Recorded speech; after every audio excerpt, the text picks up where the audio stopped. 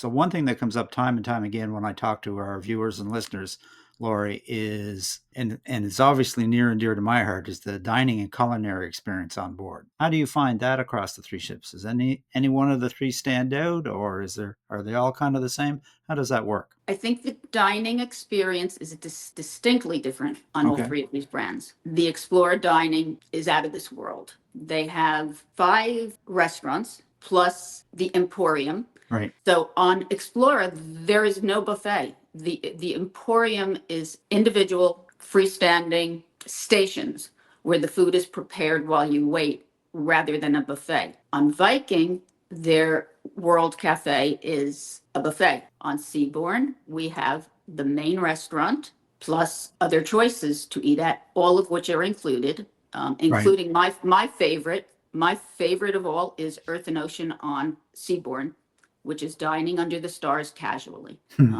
And as long as we're speaking about food, I have to tell you, my indulgence is caviar. And we just can't get by this without talking about the fact that Seabourn gives you caviar any place, anytime, on demand. And it's just something that really makes you feel like you're in the ultra luxury category and very special. So that's just one of those special little touches that you will always remember. Especially when they give it to me in the ocean on a surfboard.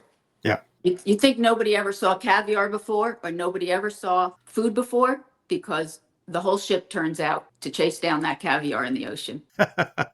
Sounds like fun. On Viking, they do have Manfredo's, which is the superior Italian restaurant. Right. And that requires reservations, although it's included. And they have other restaurants that are included as well. Probably, I would expect all three of these cruise lines in their specialty restaurants. Are all of them no fee, the specialty restaurants? They are. But all three of these cruise lines are pretty much all inclusive. On Seabourn, they have a food and wine pairing. They don't call it a restaurant, but it's a lunch.